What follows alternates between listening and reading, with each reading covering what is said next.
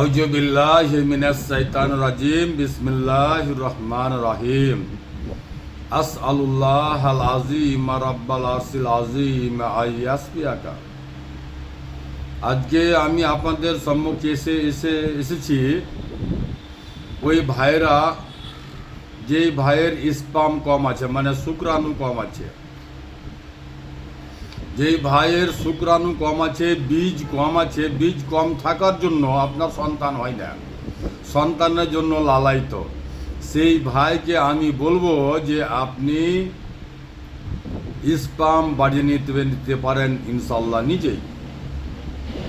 আর ফর্মুলাটা আমি এত সহজ এবং সরল বলবো যে আপনি ভাবতেও পারবেন না। কেননা যে আল্লাহ পাক বলেন যে 1,18,000 মাখলুকাত আমি পৃথিবীতে সৃষ্টি করলাম, যার মধ্যে 1,70,000 মাখলুকাত শুধুমাত্র এই সৃষ্টির শ্রেষ্ঠা মানুষ জাতির জন্য। মনে রাখবেন, সৃষ্টির শ্রেষ্ঠা হচ্ছে মানুষ জাতি। আল্লাহ পাক মানুষকে বলেন যে আমি সকল সৃষ্টির শ্রেষ্ঠ জীব হিসাবে সৃষ্টি করলাম, সেটি হচ্ছে মানুষ। আর এই মানুষকে সুস্থ রাখার জন্য, মানুষকে ভালো রাখার জন্য 1,70,000 মাখলুকাত এই মানুষ জাতির জন্য সৃষ্টি করে রেখেছেন পৃথিবীতে। আর এই পৃথিবীতে কি কি নিয়ামতগুলো কি কাজে লাগে জেনে নেওয়া আপনার কর্তব্য। জি হ্যাঁ, পৃথিবীতে সব উদ্ভিদ, সব প্রাণী, সব জীবই মানব জাতির জন্য আল্লাহ পাক সৃষ্টি করেছেন। আপনাকে শুধু বেছে নিতে হবে যে কোনটি নিয়ামত কি কাজে লাগে। আজকে আমি দুটি নিয়ামত সম্বন্ধে খুব স্পষ্ট করে বুঝিয়ে দিতে চাই, আপনি জেনে নেন এবং নিজের বাড়িতে করেন আর শেফা হাসিল করেন। সেটি হচ্ছে আপনার আমলির বিচি এবং বাবলার আঠা।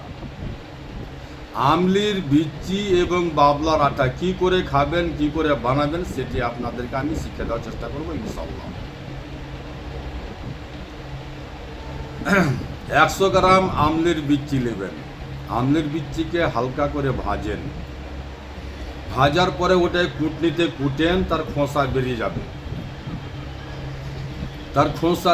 খোসা ফেলে দেন। আমলির বিচির খোসা ফেলে দেন। খোসা ফেলার পরে ওটাকে মিক্সচার মেশিনে পাউডার করেন। তারপরে নেবেন আপনি 100 গ্রাম বাবলার আঠা, যাকে বলা হয় কেকার গন্ড।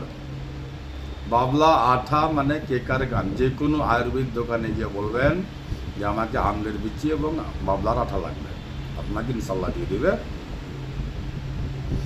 বাবলার আঠাকে আপনি ঘিয়ের সাথে ভাজবেন। বাবলার আঠাকে আপনি খুব সুন্দর করে ঘিয়ের সাথে ভেজে নেবেন, ঘিয়ের সাথে ভাজবেন। ভাজার পরে এটাকে মিক্সচার মেশিনে গ্রাউন্ড করবেন, একটা পাউডার তৈরি হবে। একটা হচ্ছে আপনার বাবলার আঠা ঘিয়ে ভাজা পাউডার, একটা হচ্ছে আপনার আমলির বিচির পাউডার।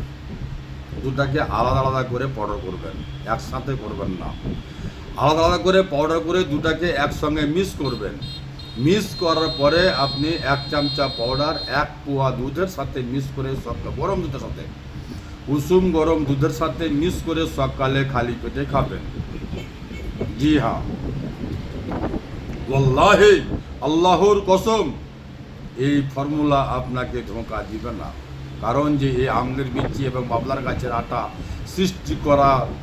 সৃষ্টি করতে পৃথিবীর কোনো মানুষ, পৃথিবীর কোনো বিজ্ঞান পারবে না, তাকে সৃষ্টি করেছে একমাত্র আল্লাহ। ওয়াল্লাহি আল্লাহর কসম, এই ফর্মুলা আপনাকে ধোঁকা দিবে না। আপনি আপনার বাড়িতে করেন, আপনার ঘরে বসে করেন আর শেফা হাসিল করেন। শেফা দেনওয়ালা আল্লাহ, আল্লাহর জাত।